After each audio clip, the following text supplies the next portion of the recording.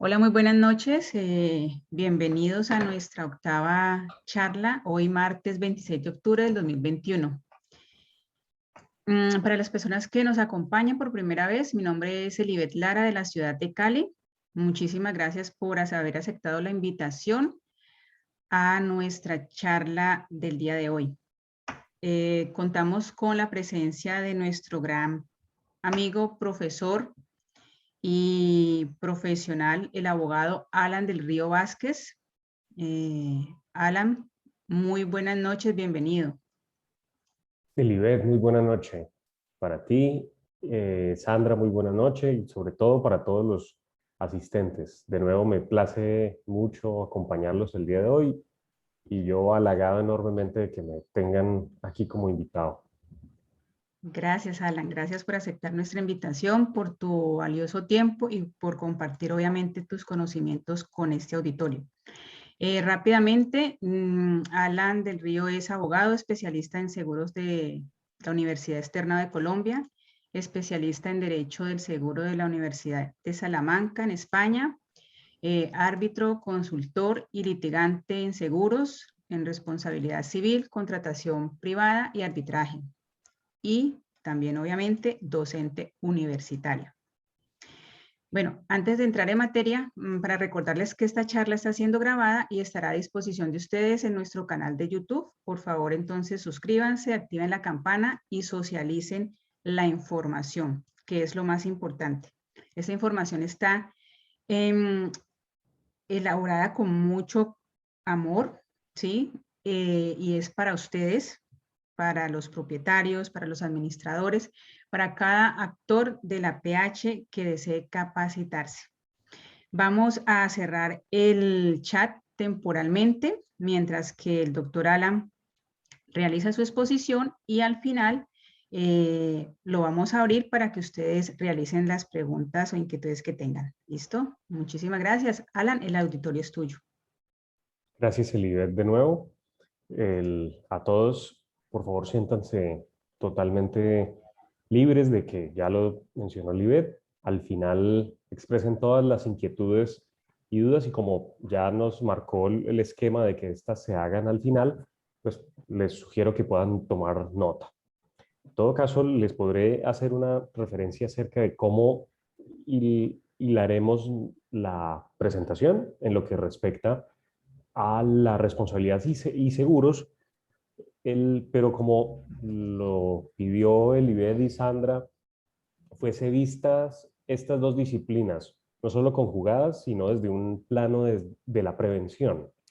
De la prevención, sobre todo enfocada a la responsabilidad de los administradores mismos. Cómo prevenir su propia responsabilidad en el quehacer, en el ejercicio permanente de administrar.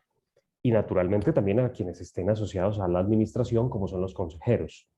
Así que haremos una referencia teórica práctica, sí, pero sobre todo después enfocada en casos concretos, naturalmente de forma hipotética, sin mencionar nombres específicos, y como hablamos de aseguradoras tampoco referiremos ninguna.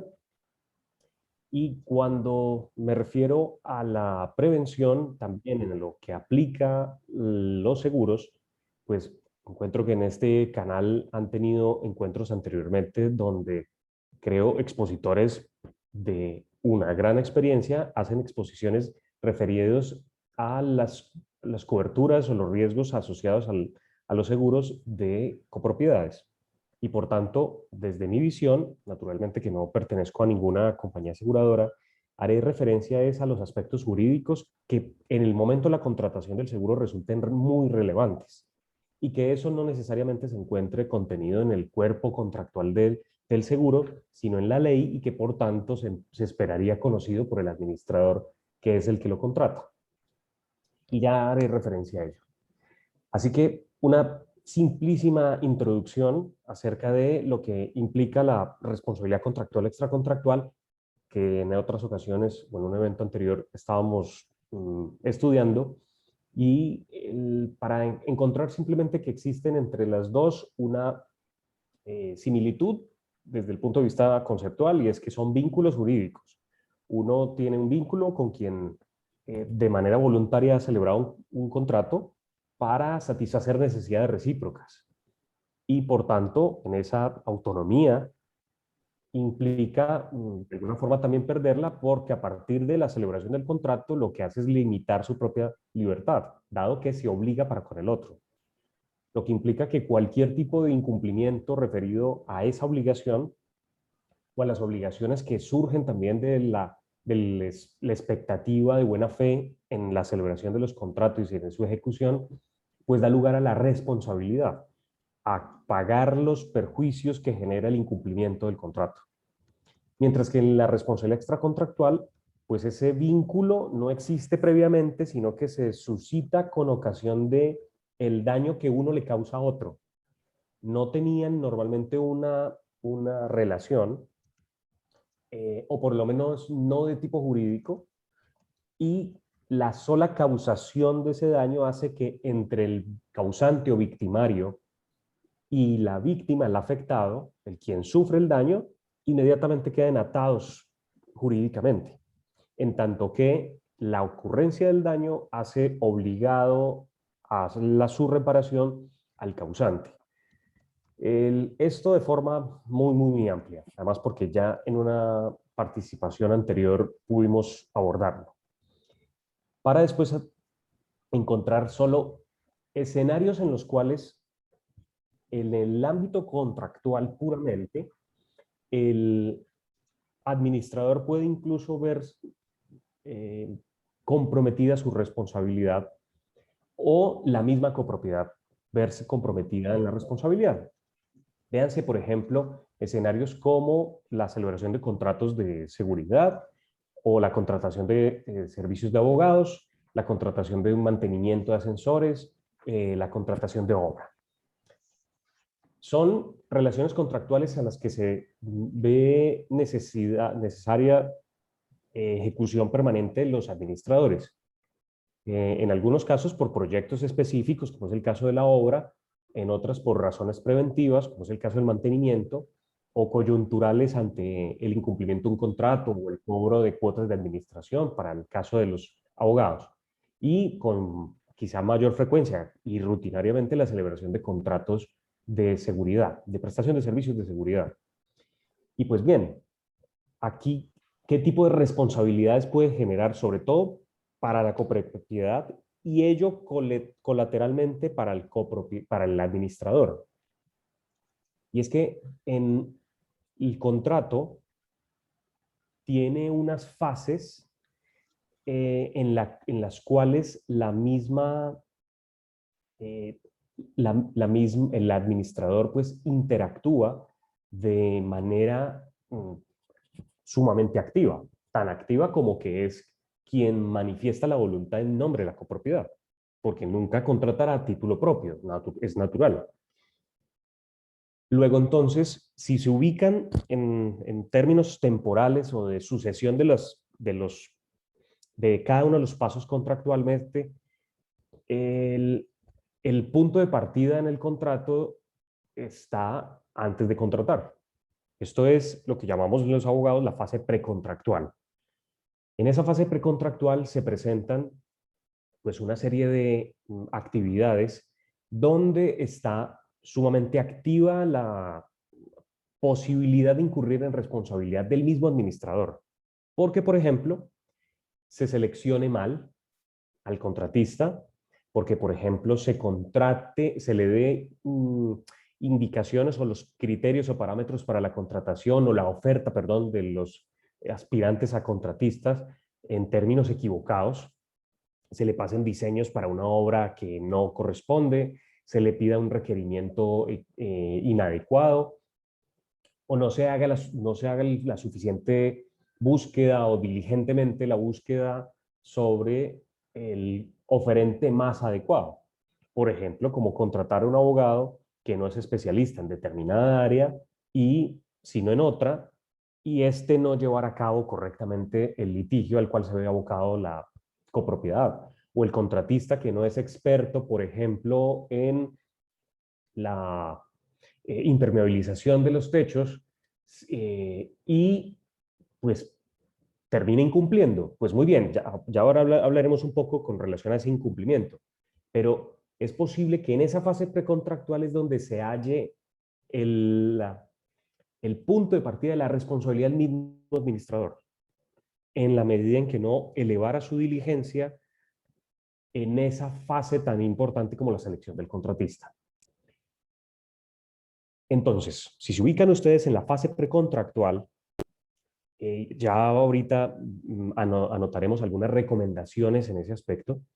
Allí se puede predicar aspectos en los cuales que se seleccione mal, se contrate de manera negligente y eso generarle posibles perjuicios a la copropiedad que a su turno sean imputables al administrador. Ahora, ya celebrado el contrato, imagínense el instante antes de firmarlo, si es que se trata de un contrato que lo dejamos por escrito, o de aquellos que la ley exige que se haga por escrito, o que se cumpla algún tipo de solemnidad, y que estamos firmando. ¿Será el mismo contrato que nos envía la empresa de vigilancia? ¿El mismo que nos envió la empresa contratista de obra? ¿El contrato de prestación de servicios de abogado que nos envió el mismo abogado? O la orden de servicio o el mismo contrato que nos envió la empresa de mantenimiento, solo para citar esos. Eso significa que en ese momento previo a la celebración del contrato, donde ya se ha escogido, puede haberse escogido al mejor. Entonces, digamos, en esa fase precontractual no hay responsabilidad alguna, porque se seleccionó bien. Pero resulta que las cláusulas contenidas en ese contrato son tremendamente desfavorables para la copropiedad. Que en un escenario de mayor diligencia, como que haber leído, por ejemplo, y observar que su sola lectura era terriblemente desproporcionada y en contra de la copropiedad, pues entonces eso podría generar perjuicios, un detrimento económico para la copropiedad y entonces ser imputable al administrador. En esa fase de la celebración del contrato. Y un par de ejemplos. Aquellos en los cuales el contrato en sí mismo establece una cláusula penal, que todos ahí concebimos como algo muy positivo, pactarla a favor de la copropiedad, pero pactarla mal. Como por ejemplo lo sería pactar una cláusula penal. Supongamos el ejemplo en un abogado es contratado para cobrar cartera. Y la cartera pues superan los 200 millones de pesos. Es una cartera que ya tiene un tiempo, así que está encima la prescripción de esas cuotas de administración. El abogado empieza a hacer requerimiento, perdón, en el contrato de prestación de servicios está incluida la cláusula penal que dice, palabras más o menos, la cláusula penal se pacta entre las partes que todo incumplimiento referido a este contrato tendrá una pena indemnizatoria de 2 salarios mínimos.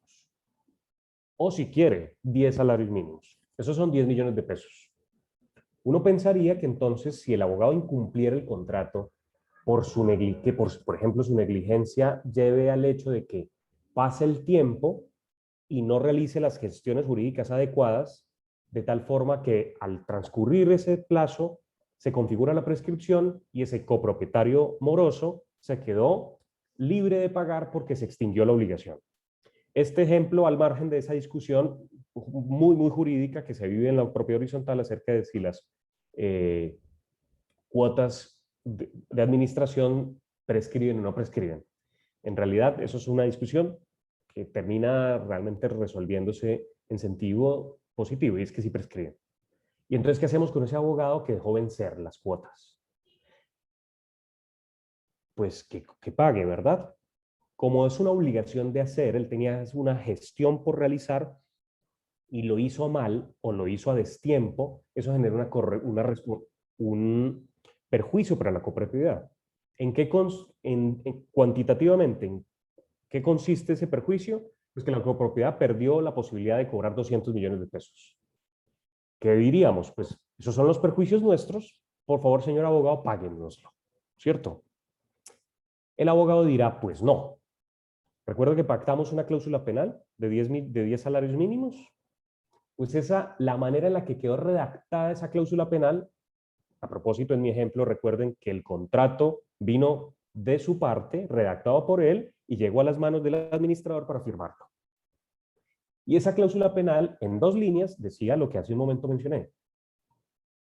Cláusula penal, las partes pactan en este contrato que todo incumplimiento tendrá como pena indemnizatoria la suma de 10 salarios mínimos. En términos jurídicos, eso para los abogados nos da ya la luz de cómo fue que se pactó. En esos términos implicaría que que las partes previamente tasaron los perjuicios derivados de todo incumplimiento. Y cuando dice que cuando me refiero a que previamente lo tasaron, lo es para bien o para mal. Es decir, la manera en la que está redactada esa cláusula penal, ante el ejemplo que menciono, donde los perjuicios valen 200, realmente la parte incumplida, el abogado, tendría que pagar solo 10 salarios mínimos, porque las partes previeron previamente cuál sería el máximo tope indemnizatorio que las partes pagarían ante el incumplimiento. Incluso podría ser pactado para bien. Supónganse que el abogado no incumplió parcialmente el contrato y los perjuicios que le causó la copropiedad por dejar vencer los términos de prescripción no fueron de 200 millones, sino de solamente 1 millón de pesos. Mire que la cláusula penal serviría porque ya el abogado no tiene que pagar solo 1 millón de pesos, tendría que pagar 10 salarios mínimos. O sea, la cláusula penal, tal como está redactada, aplicaría para bien o para mal. En el primer ejemplo, perjuicios de 200 millones de pesos para la copropiedad, la cláusula penal quedó pactada para mal. Pero en ese ejemplo, que ya mencionaré unas recomendaciones en ese específico asunto, lo claro es que habría una mala celebración del contrato por un pacto inadecuado que, ¿quién lo hizo? Pues el administrador. Luego entonces, por rebote, todos aquellos perjuicios que por la mala celebración del contrato le pudiera impedir acceder a la copropiedad, ya no serían imputables al abogado porque querían circunscrito a lo que se pactó en el contrato, sino que ahora sí la linterna se pasa a alumbrar al administrador, porque este habría sido el causante de. Asimismo, distintos tipos de contratos cuyos contenido textual en el clausulado, pues tienen condiciones que resultarían de pronto para el administrador que no abogado, como es común que no lo sea, sino que tenga una formación más como administrador de empresas, etcétera, sea imprevisible, desconocido que ese contenido contractual tenga ese alcance. Pues entonces ya veremos cuál es la labor más diligente para ese administrador, para evitar ese tipo de perjuicio que se le pueda causar la copropiedad y que por rebote tenga que pagarlo. Pues naturalmente, ya lo veremos en recomendaciones, parar mucha atención que en el momento de la celebración del contrato mismo, en su texto se haga en condiciones adecuadas. Ahora, ya pasamos de la fase precontractual, donde la selección del contratista es lo más, digamos, el mayor riesgo, a la fase el instante previo a su celebración o su perfeccionamiento, donde lo más importante es el contenido del mismo, del contrato y el alcance de las cláusulas. Y ahora sí viene una fase de ejecución. Y esta es la más larga, normalmente en contratos de plazos extendidos o de tracto sucesivo, como lo sería la contratación de la seguridad. ¿Y qué pasa si el contratista no le paga el salario a sus empleados? Que de alguna forma saco desde la experiencia que ese es uno de los mayores riesgos que tiene en la fase de ejecución. Que es posible que el contratista incumple, pero no de manera directa la copropiedad, sino que incumple a sus colaboradores directos. Esto para todos es muy fácil conocer que desde el punto de vista jurídico laboral genera una responsabilidad solidaria de la copropiedad por ser destinataria o determinadora de la obra. Por consiguiente, todo lo que el contratista no le pague a sus trabajadores es responsabilidad también de la copropiedad. Y entonces, ¿el administrador pudo evitar ese incumplimiento? Ya lo retomaremos en las recomendaciones. Podemos decir, sí, claro que sí. Por ejemplo, exigiéndole el pago de el comprobante de todos los pagos a sus respectivos trabajadores antes de que le paguen los honorarios. O el pago de planillas de seguridad social, etcétera, etcétera. Y esto me estoy refiriendo a obligaciones que tiene el contratista para con sus colaboradores, ni qué decir de las obligaciones esenciales que tiene en el contrato para con la copropiedad, como es prestar de manera efectiva el servicio, construir la obra, realizar correctamente el mantenimiento. Entonces, citar casos como el mantenimiento de ascensores que se pacta sin una garantía correcta, como por ejemplo que el contratista que realiza la operación preventiva o de mantenimiento, pues no quede comprometido la puesta en marcha y verificación real del buen funcionamiento del ascensor, sino simplemente la ejecución misma del mantenimiento. Y si después del mantenimiento mañana se daña, etcétera, etcétera. Entonces, en la fase de ejecución del contrato, hay toda una gestión del administrador esperable que naturalmente ante un equívoco, una mala administración misma de ese contrato, puede generarle perjuicios a la copropiedad porque resulta incumplido y estos serles también atribuidos al administrador. O incluso, y con esto cierro esta parte, ¿qué pasa cuando es la misma copropiedad la que incumple? Quiero citarles algún ejemplo, incluso hasta de la vida real. Copropiedad que contrata en el lucimiento de fachada. Y ustedes saben cómo, sobre todo en copropiedades de vivienda, cómo es difícil satisfacer a todos los copropietarios. Cuando además la pintura ha pasado por la fachada de su propio apartamento, de su vivienda, etc.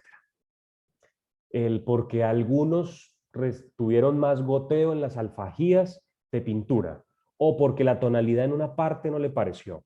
Entonces son muchos copropietarios opinando frente al resultado, a veces frente a la estética.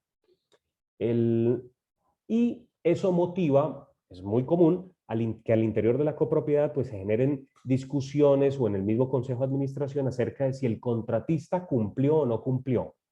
En aquellos aspectos que resultan tan subjetivos como por ejemplo lo sería la estética, o tan de difícil comprobación como sería la específica tonalidad de la pintura, pues genera controversia. Y y la copropiedad que tiene en sus manos girar el cheque al contratista. ¿Qué pasa si no lo hace? Porque suele tener entonces el poder de pago y por tanto la presión para que el contratista cumpla o corrija tales o cuales cosas que lo cree, aunque el contratista cree haber cumplido. Pues es también común que la copropiedad, de manera arbitraria, caprichosa o inadecuada, a través del administrador, no cumpla con los pagos adecuados y esto, al final, el contratista formulará un proceso judicial, un proceso ejecutivo con embargo, si es del caso, y que después de toda la discusión, finalmente se conciba que la decisión de no pago era arbitraria, producto de una mala consideración acerca del resultado de la obra, y por tanto los intereses moratorios o los perjuicios causados a ese contratista a quien no se le cumplió oportunamente los pagos, pues los termina pagando la copropiedad, los termina pagando todos los copropietarios. ¿Será que si ese impago al contratista es atribuible al administrador, no genera esto una responsabilidad para sí? Y estamos en la fase de ejecución del contrato, donde con este ejemplo quiero mostrar que el cumplimiento o incumplimiento del contratista puede generar responsabilidades recíprocas, pero en todo caso siempre queda la responsabilidad del administrador orbitando en ese escenario. Y sin mencionar ejemplos, pero solo para referir qué pasa con la fase postcontractual, es decir, aquel momento en el que el contrato ya terminó, sobre todo en contratos de obra, como es el evento en el cual pues no se pacten correctamente las garantías de lo que llaman postventa.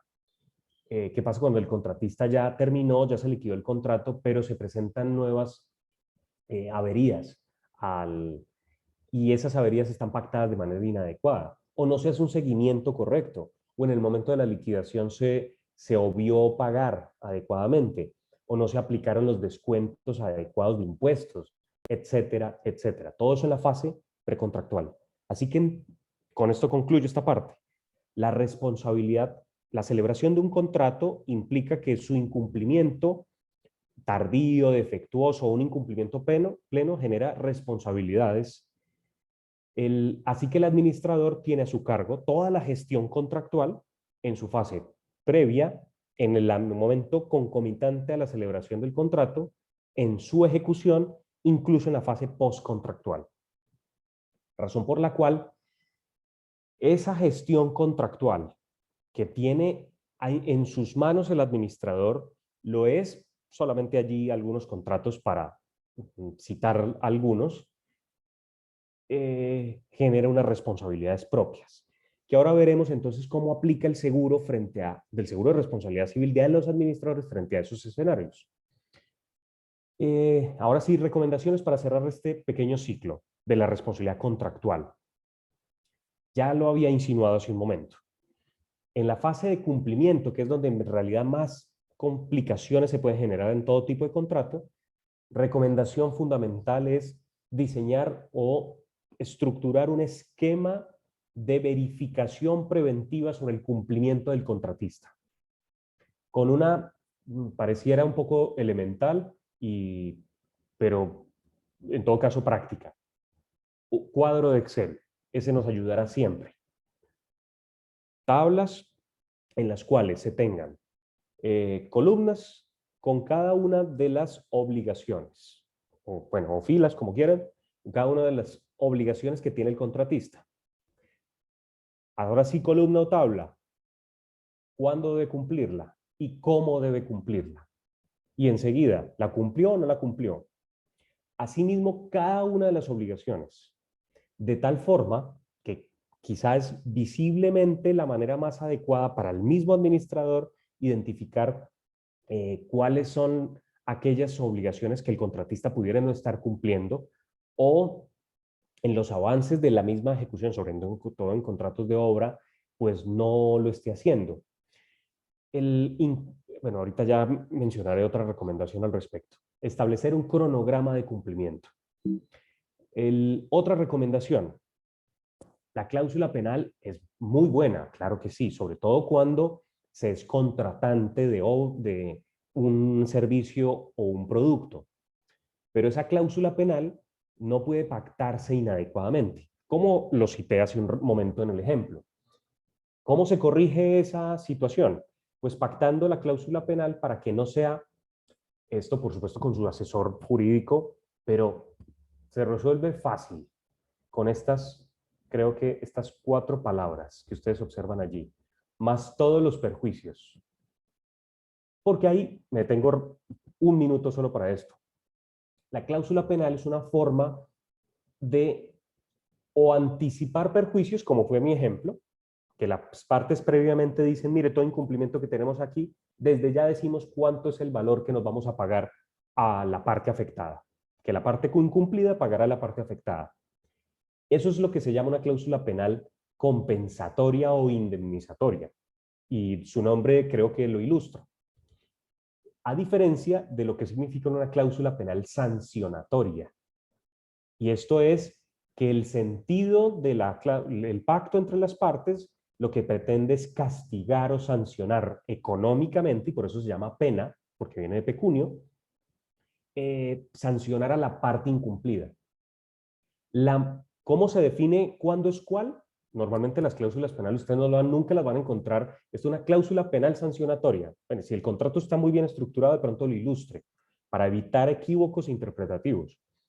Pero normalmente no lo encuentran así. Corresponderá para cada caso concreto y el juez interpretar desde su contenido y el querer de las partes si lo que pretendieron fue una cláusula penal compensatoria o sancionatoria. Si ustedes como copropietarios, como copropiedad o administradores, lo que pretenden es poner una sanción, entonces que se diga lo siguiente: las partes acuerdan que todo incumplimiento producto de este contrato causará una pena equivalente a X suma más todos los perjuicios que la parte afectada logre probar. ¿Eso qué significa? Que si se hubiese pactado así en nuestro ejemplo con el abogado, entonces podremos decirle: señor abogado, usted nos causó un perjuicio de 200 millones de pesos porque se le vencieron los términos en sus manos, entonces nos los paga, más los 10 salarios mínimos como pena sancionatoria. Y eso solo lo resuelve con esta parte final de la cláusula, más todos los perjuicios que la parte afectada logre probar. Eso sumado al hecho, y se los dirá por supuesto su consultor jurídico más detalladamente, si en algunos casos se pueda pactar una cláusula penal solo a favor de la copropiedad. Eso es un poquito discutible porque se espera normalmente de todo contrato que haya una relación equilibrada, que si se pacta una sanción o una forma indemnizatoria, que lo sea en función de ambas partes, porque el contrato se debe concebir en términos equitativos. Pero hay algunos contratos en los que se justifica que la sanción penal solamente sea pactada a favor de una de las partes. Y creo que hay razones jurídicas para a veces pactarla. Recomendación entonces al respecto. A los contratistas, esto tiene que ver por supuesto con los seguros que veremos en un momento, y es que las garantías que se le exigen a los contratistas, para citar uno de los ejemplos, no necesariamente debe ser conforme los establecen normalmente en los contratos o en experiencias anteriores. Es decir, cuando se contrata la obra, se tiene que el contratista debe otorgar un seguro de cumplimiento o una garantía de cumplimiento equivalente al 10% del valor de la obra. Y pregúntense siempre, antes de suscribir el contrato y exigir esa garantía, ¿será suficiente? Claro, suficiente será que el contratista, que es un poco más inexperto, y esto obedece, eso solamente lo pueden pensar si en el momento de la selección del contratista se detuvieron a hacer ese análisis, o las circunstancias en las que se encuentra la necesidad del servicio de obra puede llevar a un mayor riesgo de incumplimiento, entonces mejor exijámosle un porcentaje mayor. Cada caso lo determinará. Lo importante es que no se haga automático, sino que se medite a partir de criterios lo más razonables posibles para exigir unas garantías mayores. Pero eso sí, ¿qué pasa en ese contratista de obra en lucimiento de fachada, cuyo valor del contrato, lo que se le paga a ese contratista, asciende a unos 20 millones de pesos, que podría costar en un lucimiento de fachada de un edificio más o menos pequeño? Pues bien, es todo un esfuerzo de los copropietarios invertir hasta cuotas extras para poder enlucir su fachada. Muy bien. ¿Cuánto vale ese contrato? 20 millones. Le van a exigir una garantía en lo que respecta al cumplimiento mismo, del 20% del contrato. Entonces, el valor de esa garantía es de 4 millones. Y cuando llegan a la cobertura de daños a terceros o de responsabilidad civil extracontractual, es decir, aquellos daños que el contratista puede causarle a terceros, incluso a la misma copropiedad o a copropietarios o habitantes, en ejecución del contrato. Como por ejemplo, sería el caso en el que el contratista no amarra bien los andamios, estos se caen y destrozan 10 vehículos. Un andamio podría causarle pérdida total a 10 vehículos en fila. O lo que resultaría más grave aún es que mate a una persona. ¿Cuánto valen los perjuicios? Segurísimo, varios cientos de millones. El seguro de responsabilidad civil extracontractual normalmente exigido al contratista se hace en términos equivocados, porque se fija como un porcentaje del valor del contrato mismo.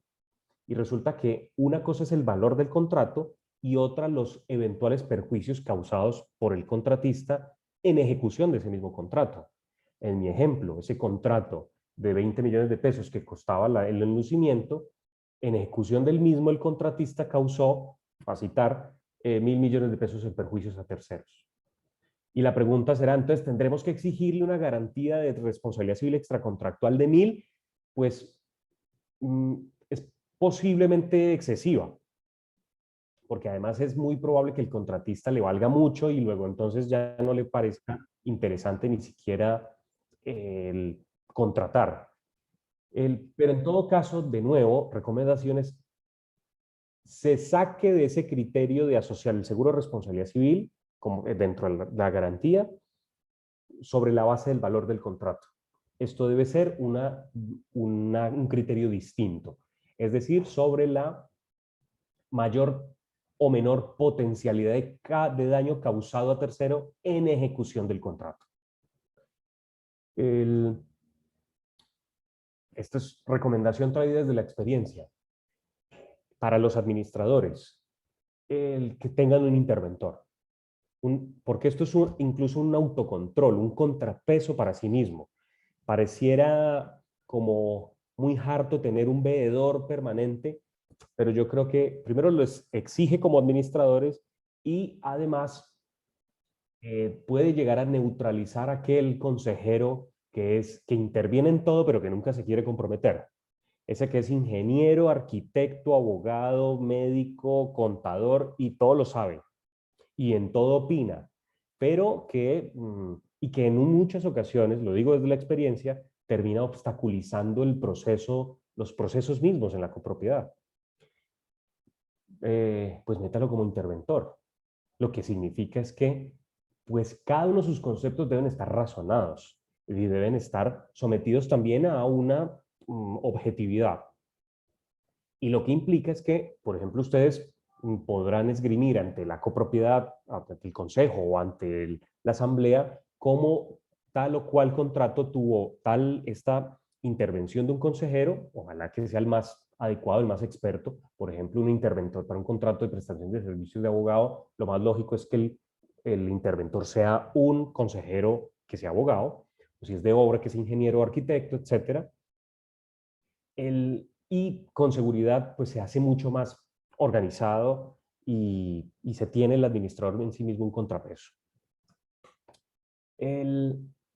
Esto para la fase de selección del contrato. Con esto cerramos esta primera parte.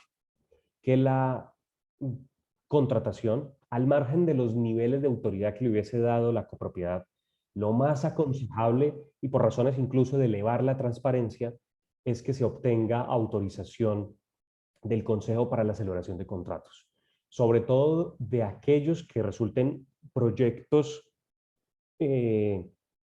importantes para la copropiedad, como lo sería contratar una obra.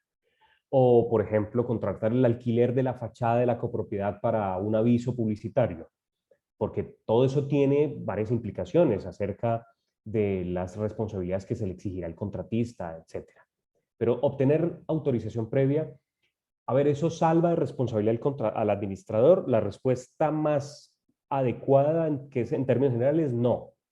Pero lo que sí hace es comprometer a otros. Y significa que habría mayor nivel de diligencia colectiva, para decirlo de esa forma. Con esto cierro recomendaciones en lo que respecta a la responsabilidad de tipo contractual y a las gestiones. Naturalmente, todo esto debe ser sometido a la revisión de cada caso particular, de cada copropiedad, sobre sus complejidades y las valoraciones que tenga de acuerdo con su asesor jurídico. Perdón. ¿Te parece bien si hacemos una pequeña pausita y le damos la oportunidad a las personas para que sobre esa primera parte empiecen a hacer sus preguntas? Claro que sí. Bienvenidas todas. Que en la medida en que yo pueda contestarles, lo haré con mucho gusto. Ok, entonces, Advirtiendo que vamos a pasar en un rato a analizar los aspectos de la responsabilidad extracontractual, aquellos en los cuales la copropiedad o el mismo administrador, por razones de su operación misma o por alguna negligencia, le cause daños a terceros. Y después los aspectos del seguro mismo al respecto. Entonces, si lo es con relación a lo que implica la gestión contractual, bienvenido. Si alguna pregunta, advierto, está referida a uno de los temas, le pediré que lo podamos correr un poco. Listo. Bueno, entonces ya está abierto el chat por si alguien quiere participar. Tenemos aquí a Sandra Inés, por favor. Adelante. Hola. Alan, me queda una duda. Nos estamos dando cuenta ahora último de situaciones cada vez más frecuentes de pronto respecto a la gestión de los administradores que se están llevando la información de la copropiedad o están dañando los equipos que tienen la información. Digamos que cuantificar todo lo que es la información y documentación que reposa y que debe reposar en una copropiedad, pues es como compleja en un momento dado. ¿Quién o de qué manera se hace esa cuantificación? Y si esto realmente a partir de los seguros tiene alguna cobertura basado en que es sobre la gestión del administrador como tal, o es él quien está ocasionando, digamos, el daño de llevarse o destruir la información. ¿Te refieres, Sandra, a una información relativa a los contratos o en general a No, información de la copropiedad? toda la información, o sea, están borrando la información que hay en los computadores que son de la copropiedad o que son de ellos mismos, pero la información como tal, es decir, está todo, contratos, seguimientos, toda la información. Pues bueno, eso lo veremos en un momentico, pero anticipo esto. Claro, ahí hay un actuar evidentemente negligente, casi más que negligente, es doloso, porque habría evidencias acerca de la intención de apropiarse una información que no es suya. Normalmente para ocultarla. Normalmente para ocultarla. Eso pareciera lo más evidente. Pero, ¿y qué? La respuesta a tu pregunta es otra pregunta. ¿A qué me refiero? ¿Qué hacemos con ese acto doloso o negligente? Que puede ser incluso la constitución de un delito. La pregunta muy importante en términos de responsabilidad civil es ¿y cuál es el perjuicio realmente causado a la copropiedad? Digamos que en términos generales, pues un perjuicio sí, pero ¿y lo podemos tasar?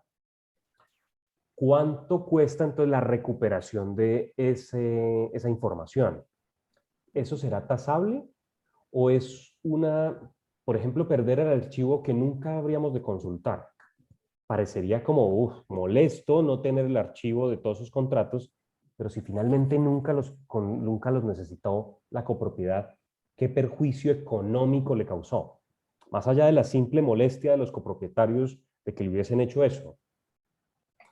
Lo que quiero mencionar con eso es que para que haya responsabilidad civil debe existir, ya lo veremos, un actuar negligente, lo que llamamos en la responsabilidad culpa, un detrimento económico, que es el efecto negativo, y una conexión causal entre ese acto negligente y el resultado dañino. Por consiguiente, Sandra, si solamente nos dio mucha rabia de que este administrador se llevara los contratos, pero en verdad ni los necesitamos o su recuperación resultó un poco aparatosa, pero no puede justificarse o comprobarse un detrimento económico porque su consecución no nos costó plata, molestia que sí, sí, pero no tasada económicamente, podríamos decir, hay culpa, hay negligencia del administrador, pero no hay responsabilidad, en la medida en que no hay daño. Dejo quizá, y si me lo permite, Sandra, ambientado eso, porque lo retomaremos y de pronto en tu ejemplo o del caso o de la vida real o hipotético agregándole alguna posibilidad o hipótesis adicional, podríamos complementarlo y yo quizá allí te daría más pistas. Gracias. Adelante. Buenas noches, por aquí voy leyendo. Yasmín pregunta si el interventor también ofrece pólizas de garantía y cumplimiento. La respuesta es sí, porque también presta un servicio. Normalmente son servicios de tipo profesional Este no es el que hace la obra, sino el que la vigila. Y es posible que y también muy usual, que el incumplimiento del contratista de obra, del constructor, venga acompañado de la falta de veeduría. Y en términos de causalidad, uno no podría decirle al mismo interventor es lo siguiente: ese contratista me incumplió y me incumplió en sus narices, permítanme decirlo de esa forma. Es decir, que a usted también le es atribuible, señor veedor, interventor, el incumplimiento, porque de haber tenido una interventoría diligente, el contratista no hubiera incumplido o no se me habría causado tantos perjuicios. Como el interventor también tiene responsabilidades, puede y yo creo que debe, en la medida pues de la magnitud económica de cada proyecto, ofrecer garantías. Normalmente el sector asegurador así los ofrece. Espero, Yasmín, haber resuelto tu pregunta, y si no, me lo mencionas. Listo. Sí. Si alguien más tiene una pregunta, por favor, sencillamente escríbala en el chat o alza la mano, o si no, continuamos. Bien, por aquí. Ok, bien, Yasmín. Sí, Bueno, aprovecho de nuevo para saludar a quienes, como Germán, me dejaron un saludo aquí en el chat. Muchas gracias y feliz noche para todos también. Bien, entonces, ¿y qué pasa entonces en escenarios en los cuales la responsabilidad se tiene ya no en el ámbito contractual, sino frente a terceros? Incluso responsabilidad, ¿es aconsejable fijarle tarifas por ese servicio al interventor? Yo creo que sí, perdón, me tengo que responder rápidamente, William. Yo creo que sí, o a menos que se incorpore un miembro del consejo que lo haga gratuitamente, entonces estaría bien, o en una acta del consejo de administración se tome la decisión de designar como interventor a William Zuluaga, debido a sus calidades, etcétera, y se le fijen allí de una vez los compromisos concretos y una manifestación, y la manifestación expresa de que esa labor que hará el interventor William Zuluaga será gratuita y que lo hace él por su disposición libre, su conocimiento de idoneidad y su disposición libre y voluntaria de ofrecer esos servicios a la copropiedad. El que no le relevan es naturalmente su responsabilidad. Así que, pero si no es gratuita, y que el acta pues quede, por supuesto, bien concebida, y que ese consejero que estamos designando pues la acepte de manera expresa. Si definitivamente tiene una remuneración económica, entonces yo aconsejo que no sea en ese método, sino que se elabore un contrato, que se deje por escrito.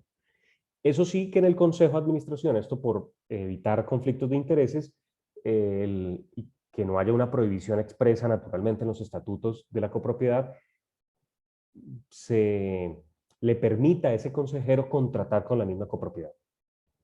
Insisto, por esas dificultades, que al administrador ni el mismo consejero queden involucrados en un reproche de celebrar un contrato que va a tener una remuneración para el consejero en contra de la prohibición que tengan los estatutos.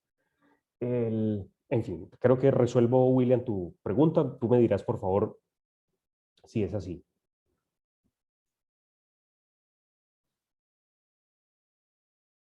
Hazme saber que sí para quedar tranquilo. Y si no, pues amplío. Bien, gracias a ti, William, por la pregunta.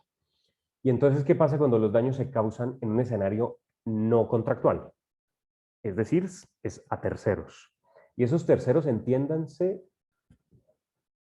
la copropiedad, los copropietarios o habitantes, o empleados de la misma copropiedad o subempleados, visitantes, un visitante ocasional o un domiciliario, etc. Es decir, cuando decae ese andamio, ¿a quién daña? Y lo que ocurre es que la responsabilidad extracontractual se puede predicar o del administrador o de la misma copropiedad. Más bien, debería empezar por la copropiedad.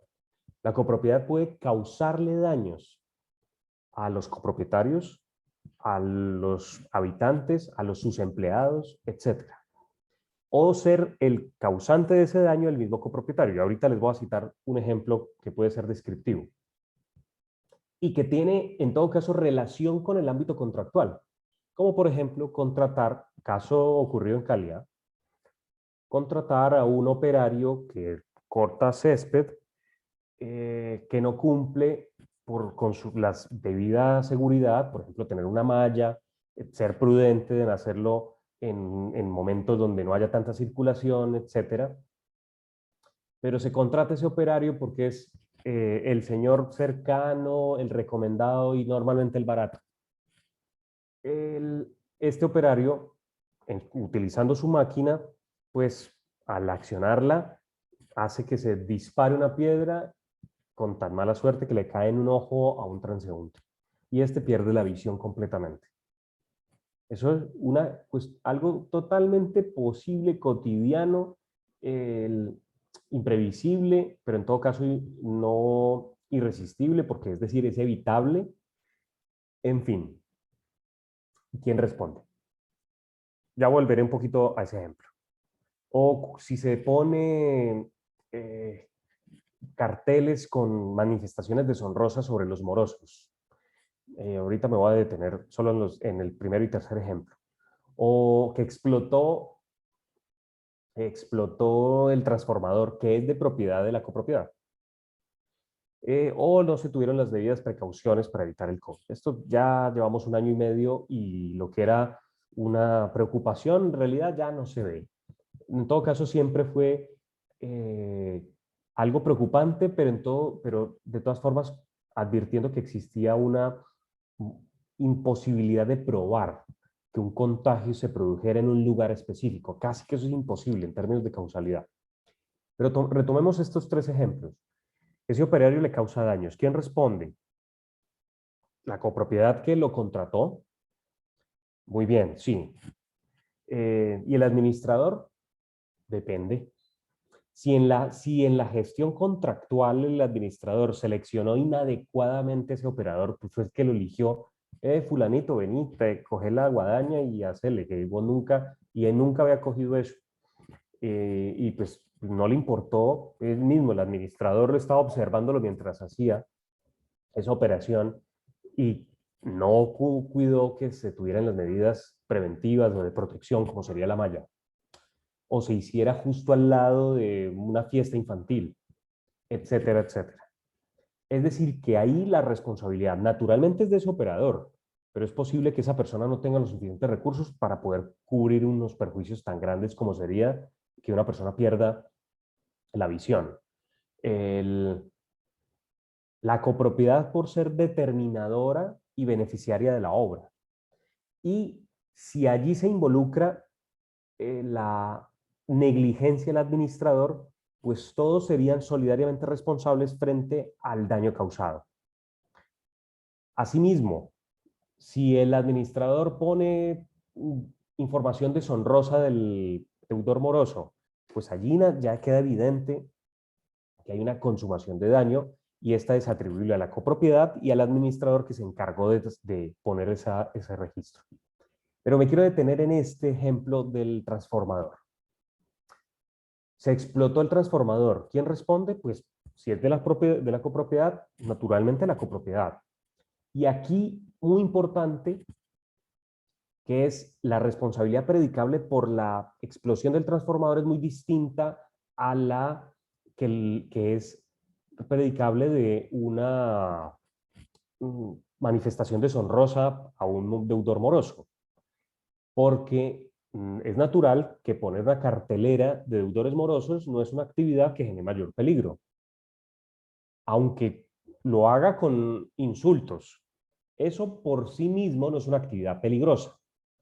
En cambio, tener un transformador es una máquina cuya alteración puede generar unos destrozos a las personas que resultan irresistibles para esta. ¿Está bien? Es decir, me devuelvo a esto, el deudor moroso ve el cartel con su nombre y una manifestación que le resulta indeseable, odiosa. El deudor moroso puede arrancar la cartera y tirarla al suelo, ¿cierto? Es decir, que ese daño, aunque ya quedó consumado porque estuvo por unos minutos allí, la víctima puede repelerla, incluso haciendo ese gesto que acabo de mencionar. En cambio, no puede evitar o resistir la explosión de un transformador que le genera una chispa, una llama, aceite quemado y le daña el cuerpo. Es irresistible para la víctima. Esto nos lleva al hecho de que en responsabilidad extracontractual existen dos regímenes, uno subjetivo y otro objetivo, en los cuales a partir de los cuales se juzga la responsabilidad. Y esto es, en términos muy sencillos, que es una responsabilidad objetiva cuando los daños se causan en desarrollo de una actividad que resulta peligrosa, como por ejemplo, conducir vehículos, tener maquinarias, como lo es un transformador, una máquina que genera energía, perdón, en las copropiedades y que suena muy fuerte. El ascensor mismo es una actividad peligrosa, porque es una máquina cuya alteración puede generar destrozos y resulta imposible controlar por el hombre con su propia fuerza. Y así, pues, esto ya para copropiedades complejas, como complejos industriales. La manipulación, el transporte de mercancía, la manipulación de grúas o ascensores de carga, la manipulación de elementos químicos, etcétera, etcétera. Es decir, que hay actividades que resultan peligrosas y que por tanto la responsabilidad que se predica de esa actividad cuando cause daño es objetiva. ¿Esto en qué se diferencia de la responsabilidad subjetiva? Y es que la víctima, cuando lo es derivada de esa actividad peligrosa, no tiene que demostrar ante el juez que el daño se produjo por una negligencia en la manipulación de la actividad peligrosa. Esto es, la víctima sufre una quemadura por la explosión del transformador. La víctima solo tendría que demostrar tres cosas. Uno, la quemadura.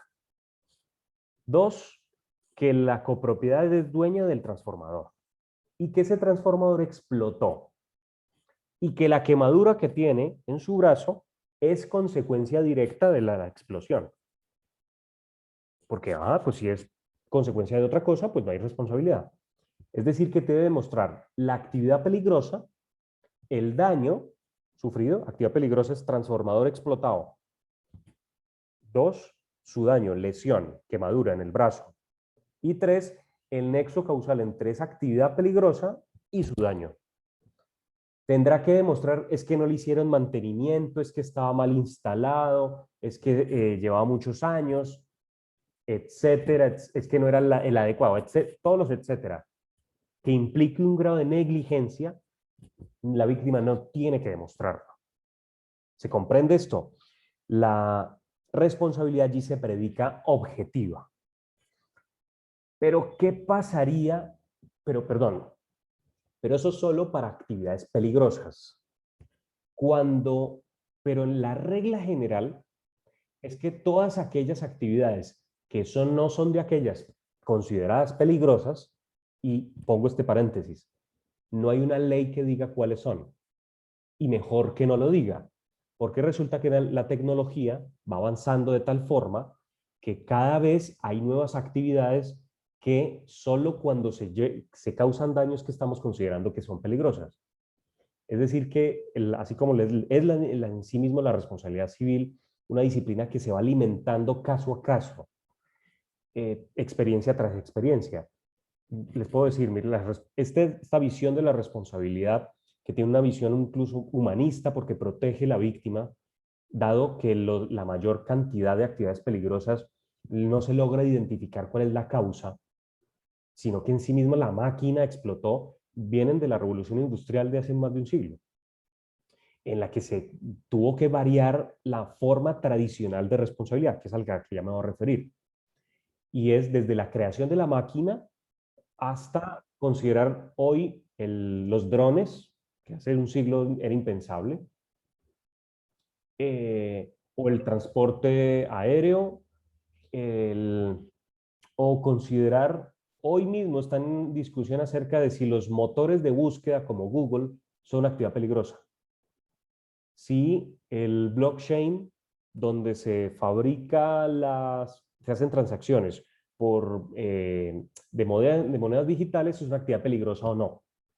Lo que quiero mencionar es que no hay una definición legal e insisto que es mejor que no la haya, porque implicaría que sería muy restrictiva y resulta que va más rápido la tecnología que el derecho, que trata de definir conductas o fijar criterios. Cierro ese paréntesis. Entonces, todo aquello que no sea una actividad peligrosa, entonces debe ser juzgado ya no como una responsabilidad objetiva donde no se tiene que probar negligencia, sino por el contrario, y esto es, la víctima tiene que demostrar que hubo una negligencia para imputarle ese hecho. Ya veremos la responsabilidad especial del administrador. Y resulta que para fortuna de los administradores, es el tipo de responsabilidad que les es predicable no es naturalmente objetiva, porque la actividad de administrar copropiedades no es una actividad peligrosa. Bueno, ustedes podrán decir que a veces sí lo es, porque genera un nivel de estrés muy alto, en fin, pero eso es otro tipo de riesgo. Pero en términos de como encuadrar la actividad peligrosa, en el concepto de actividad peligrosa naturalmente no está el administrador, pero sobre todo porque la ley de manera expresa dice que el administrador responderá por culpa o dolo.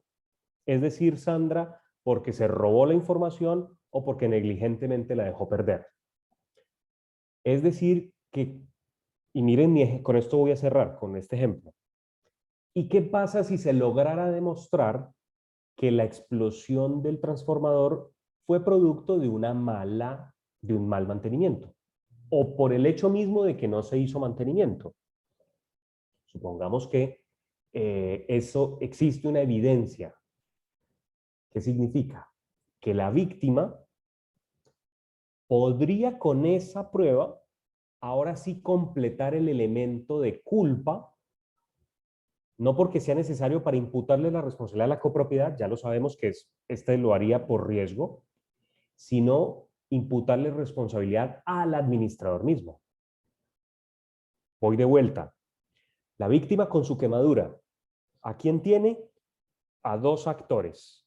La copropiedad, que es dueña de ese transformador, que por su sola presencia está ejerciendo ya a sí mismo una actividad peligrosa y por tanto solo tiene que demostrar que le explotó el transformador, que era de propiedad de la copropiedad y que eso le causó las quemaduras. Pero tiene otro actor y es el administrador. ¿Respecto de quién? Se tiene la evidencia, o teniendo en cuenta, perdón, la evidencia acerca de que el transformador no tenía correcto mantenimiento, significa que completaría los elementos para atribuirle el mismo daño de forma solidaria al administrador. Y esto no por la actividad peligrosa en sí misma, sino porque en desarrollo de esa actividad peligrosa y atado al cumplimiento de una de sus funciones, lo hizo mal. Es decir, la víctima en ese caso tiene que de nuevo mostrar su daño, quemadura en su brazo. 2, que el administrador no cumplió correctamente su función, que es una función clarísima, como es cuidar todos los bienes de la copropiedad. ¿Y qué significa cuidarlos? También hacerles mantenimiento. Claro, no Sandra, porque Sandra no sabe de eso y no tiene por qué saberlo, pero contratando oportuna y diligentemente a la entidad o persona que lo haga. Entonces ahí se completaría el segundo elemento. Permíteme, Sandra, utilizarte como ejemplo. Sandra, administradora, actuó con culpa. Se completó. Y faltaría el tercer elemento, la causalidad. La víctima tendría que decir,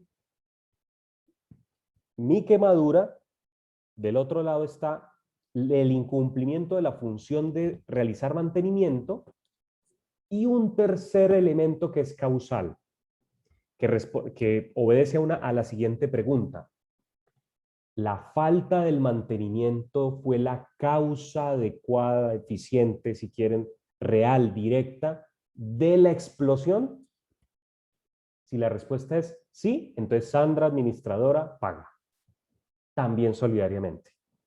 Pero ahí ya, como ven, la víctima tiene una carga probatoria mayor, porque ahora sí tiene que, de su reclamación, pues adosarla de una prueba técnica muy específica, que no solamente identificará la rotura, la explosión, sino identificar la causa. Y entonces después conectarla con la función de la administradora, Sandra. En fin, todo esto para mencionar lo que hace, para ir concluyendo con que la responsabilidad se predica solo si se reúnen los tres elementos, que son estructuras como las patas de una mesa, sin la cual entonces no hay mesa. No habría mesa con dos patas, no hay mesa, no hay responsabilidad. Si la víctima no logra demostrar que, si le quiere atribuir la responsabilidad al administrador, no logra demostrar que realmente la falta del mantenimiento fue la causa de la explosión, entonces no hay responsabilidad del administrador. Con esto es que es importante, a manera de conclusión, cuando se enfrentan bien como afectados o bien como reclamados, porque se les esté atribuyendo una responsabilidad, es muy importante desde el sentido común identificar estos tres elementos. Y si es como reclamado, porque es a Sandra la que le están atribuyendo esa responsabilidad, pues Sandra, rapidito, ir a conseguir las pruebas acerca de los mantenimientos que se realizó. Porque en mi ejemplo, si me contratas para defenderte, que es lo que hago con mucha frecuencia, defender administradores, entonces una prueba de tu defensa es demostrar, desvirtuar lo que es la culpa. Es decir, tú no actuaste negligentemente porque mire los mantenimientos. Luego entonces eliminaste el elemento del hecho ilícito, es decir, eliminaste la culpa. O es posible que necesitemos un peritaje que controvierte el de la víctima y sea mucho más certero, y con lo que vamos a eliminar la causalidad. Sí, Sandra, tú no hiciste el mantenimiento adecuadamente, oportunamente. Pero bueno, vamos a demostrar con un elemento técnico, un perito, que esa explosión no fue producto de la falta de mantenimiento. Con lo cual, vamos a decirle, mire, sí señor, yo Sandra, administradora, no hice el mantenimiento. Usted sufrió un daño, pero yo no lo causé. Porque mi falta de mantenimiento no es la causa de la explosión que dio lugar a su daño. Cosa distinta es que esa explosión, debido a que el régimen de responsabilidad es objetivo por riesgo, por la actividad peligrosa, le sea atribuible a la copropiedad. Claro, la copropiedad ahí no se salva por los dos tipos de regímenes aplicables. El del administrador tiene ese componente subjetivo, el de la culpa. Y es necesario entonces identificar esos tres elementos. Voy a pasar rapidísimo y con esto creo que puedo ir cerrando este segundo ciclo, y Elibet, usted me vas diciendo qué tan extendido estoy, o si tenemos unos minutos más, porque vamos a abordar las temáticas de seguros para ir también cerrando.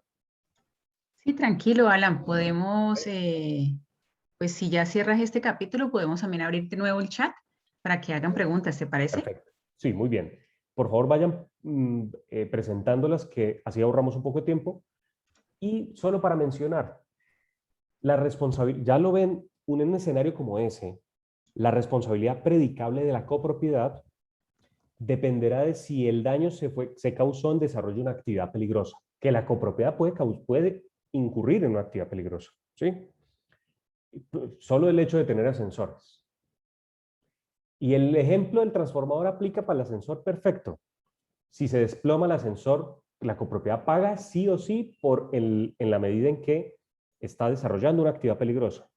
Ahora, ¿por qué se desplomó el ascensor? Para responsabilizar a la copropiedad no incumbe a la víctima probarlo, no tiene que hacerlo. Pero si lo que quiere es responsabilizar al administrador, tendrá que probar que el desplome obedeció a la falta de mantenimiento, que era función incumplida por parte del administrador.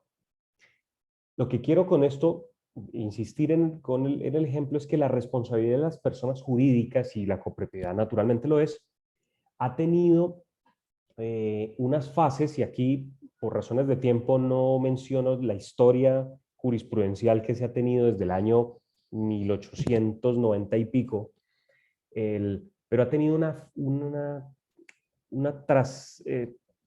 trascendencia al punto de llegar a el hecho de que la persona jurídica responde de manera muy elevada.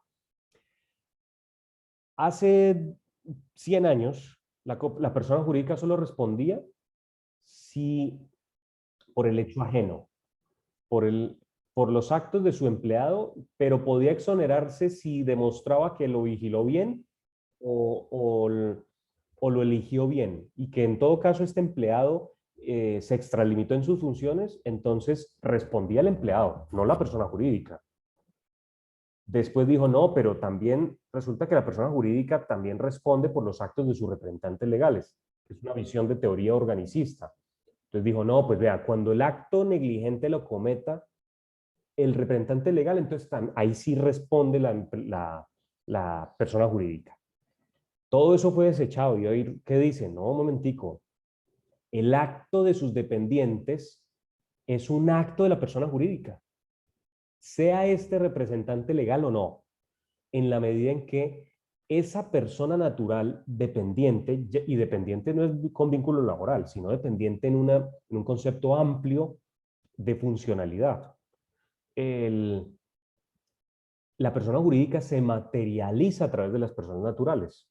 Luego, estas, si son representantes legales o no, son dependientes o agentes que desarrollan actividades para la persona jurídica, entonces se entiende que los actos en los que incurra este dependiente son atribuibles de manera directa como un hecho propio de la persona jurídica. Vayan y haciendo la analogía o la aplicación de esto para las situaciones habituales en las propiedades horizontales. Incluso la responsabilidad civil ha llevado al hecho de que las personas jurídicas aún responden cuando los dependientes cometen errores, actos incluso delictivos, aún cuando son en ejecución de sus funciones. Por ejemplo, el celador borracho, el 31 de diciembre, que coge su arma y empieza a dar disparos. Esto pasa, no propiamente en las copropiedades, pero sí, imagínense una clínica en un colegio, un docente que abusa sexualmente a un niño, o el enfermero que, prevalido de su condición de tal, abusa sexualmente a un paciente. Y hay casos, ¿ah? Pues esas son sus funciones, naturalmente que no lo son. Pues, ¿qué ha dicho la jurisprudencia? Cuando aún sobrepasan sus funciones y cometen actos delictivos, pero que lo hacen prevalido de su condición, como que el paciente pues se pone en los brazos se desnuda frente al enfermero, como que el niño pues por su inocencia queda bajo el cuidado del docente, o como el sacerdote frente a sus feligreses, a los niños, porque hay un caso de 2015 en la que se condenó a la diócesis del Líbano, Tolima, por una violación sexual de uno de sus sacerdotes frente a 2 niños. Y se condena a la persona jurídica por un acto tan oprobioso, y que uno pensaría, ¿por qué conectarlo? La jurisprudencia dijo, aún es si el dependiente prevalece de su condición para cometer incluso el crimen, responde la persona jurídica. Incluso ante circunstancias de anonimato sobre quién causó. Esto mucho en responsabilidad médica. Llegó la paciente, caso en Medellín, llegó la paciente a ser atendida en distintas ocasiones. En cada una de esas le dijeron, no, váyase que tiene un dolor abdominal, seguro producto de su regla menstrual. váyase Dolex, váyase acetaminofén, llegó a la quinta, llegaba con un dolor impresionante y tenía peritonitis y murió. En realidad, no, para el caso concreto no se logró identificar en cuál de las atenciones fue la causa de negligente que dio lugar al fallecimiento. Pues, ¿qué dijo la Corte? Un momentico, aquí hay una responsabilidad sistémica. Es decir, aunque no se sepan cuál, lo claro es que la persona jurídica debe responder como un efecto sombrilla, aún ante la incertidumbre causal. Cierro solamente este punto. Creo que no hay preguntas con relación a la responsabilidad. Ah, bueno, sí hay. William, gracias de nuevo. Frente a la responsabilidad de extracontractual.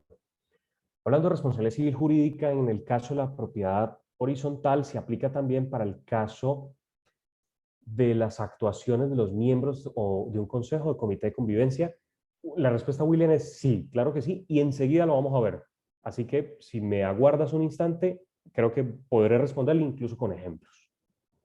Y entonces vamos allá. Es esto, William y todos. ¿Cómo es la responsabilidad de los administradores? Como lo ven aquí resaltado, es una responsabilidad civil con la misma estructura que vimos hace un rato. Un régimen subjetivo de culpa, es decir, que la víctima debe demostrar el acto negligente. Pero además es especial. Especial, jurídicamente hablando, es porque la ley se encargó de manera concreta de regularla. Eso es lo que la hace especial. Es decir, que hay unas normas especiales, específicas, si se quiere, para ese tipo de responsabilidad, que son estas. Todo partiendo de los deberes generales de los administradores, que pasan por estos actos. En realidad, uno podría decir, actuar de buena fe implica muchísimas cosas. Por ejemplo, ser diligente, ser leal, ser probo, es decir, idóneo. Así que toda infracción del administrador en realidad es una infracción a la buena fe. Pero son deberes generales, un poquito etéreos, subjetivos, pero se concretan en las funciones que le aplicó la ley. Y esto es lo que hace ya especial, mucho más especial y quizá más drástica la responsabilidad de los administradores. Y es que tienen funciones regladas por la ley y funciones que tienen unas muy específicas actividades. Son 12 o 13, no me equivoco, yo no las tengo aquí numeradas, sino con viñetas, pero son 12 o 13. Por razones de tiempo no nos podemos detener a identificar cada una de ellas. Bienvenidos, si me vuelven a invitar el IBET, con mucho gusto podremos hacerla, pero ¿vas a decir algo así? Dígame que sí, Claro, dígame que sí. claro Ah, que bueno, sí. está bien, está bien. Muchas gracias. Y yo con todo agrado estaré aquí. Pero, porque además al final recogeré algunos casos traídos de la vida real y algunos hipotéticos que están asociados a estas funciones. Pero entonces lo más importante es que, les puedo decir, mire, no hay ninguna actuación, perdón, cuando se reprocha la responsabilidad del administrador, se le indilga la responsabilidad más bien, porque se le hace un reproche al administrador normalmente por tener es su cargo una estructura funcional reglada por la ley. Ese reproche está asociado a algún incumplimiento funcional, lo que hace que en muchos de los casos sea muy fácil identificar cuál es la culpa en términos de responsabilidad civil. En términos más sencillos, ¿cuál fue la infracción que cometió el administrador? Porque se encuadra fácilmente en algunas de sus funciones, como es el caso de no realizar oportunamente el mantenimiento al transformador o al ascensor. Pues mire, creo que por aquí está, administrar, un momentico. Ahora sí me toca ponerme esto. Aquí está. El último punto, Alan, ¿no ¿Ah? es? Gracias. Representar, Administrar con diligencia los bienes. administrar con... Perfecto. Y quisiera conectarlo con esto. Cuidar, mira que es mucho más específica, creo. Cuidar y vigilar los bienes comunes y ejecutar los actos de administración y conservación de los mismos. Pues claro, haga lo que se necesita para que no desplome el ascensor. Sencillito, se desplomó, no implica que haya por sí mismo un acto ya negligente, no. Habría un indicio de que le incumplió. Pero Sandra, si tú tienes aquí el récord perfecto de todos los registros, de todos los mantenimientos que se le hicieron oportunos, pues ya no infringiste la función. Pero ahí donde te falte justo el del mes que corresponde. ¿Por qué no ese mantenimiento nos aguanta para el próximo mes? O porque ahora sí el consejo te dice, no, hagamos mejor esto. El mantenimiento aguanta porque el consejero es experto en todo, dijo, eso le aguanta un rato, ¿cierto? Y a ver su función. En fin, solo lo dejo planteado porque ahorita cerramos con algunos casos concretos. Con esto respondo un poco, William. Claro, las funciones también son predicables de la administración, del Consejo de Administración, que, perdón decirlo en términos muy prosaicos, eso no son reuniones para votar corriente, ni tomar tinto, ni manosear al administrador para obligarles que les sirvan tinto. Y con esto quiero hacer honor a muchos administradores que por su inexperiencia, su carácter, terminan siendo manipulados inadecuadamente por los consejeros, que normalmente como son copropietarios y el administrador no, entonces ejercen un poder personal inadecuado, que yo invito a todos los administradores que estén en unas circunstancias como esas que no lo permitan. Y por razones no solo de carácter personal y del ambiente que se genere, sino también por razones jurídicas. Y es que lo he visto como administradores, por un carácter débil, el mismo consejo, permítame decirlo así, de boquilla lo manda a hacer ilegalidades. Y después nadie responde porque eso era una responsabilidad exclusiva, o más bien el único que responde es el administrador. Pues bien, esto todo producto del carácter, la seriedad y firmeza con que se aborden las cosas por parte del administrador para con su consejo de administración, pues implica también que se deje registro de las decisiones que adopta el consejo de administración, que también implicará responder por ellas. Por ejemplo, que el consejo de administración tome la decisión de no hacer los mantenimientos, tome la decisión de no pagarle al contratista. Recuerden aquel ejemplo. Y lo digo, les puedo decir, uno de mis primeros casos cuando empecé a ser abogado hace ya un ratico, fue defender a un contratista contra una copropiedad y pasó exactamente eso. Y lo he visto después ya del lado de la copropiedad o del lado del administrador. Como el contratista no se le paga porque al consejo no se le vino a bien hacerlo. Y entonces si ponen, permítanme el término, afrentear al administrador sobre una decisión equivocada, negligente y eventualmente está arbitraria. Pues y si el administrador no tiene registro de que la decisión la toma el Consejo de Administración, primero, no lo releva de su responsabilidad. Eso es uno. Pero en todo caso, pues, si se deja registro, compromete también al Consejo de Administración, porque estos no son ejecutores, sino determinadores de actividades. Que se pague o no es producto de una decisión colegiada. Esa decisión debe estar documentada.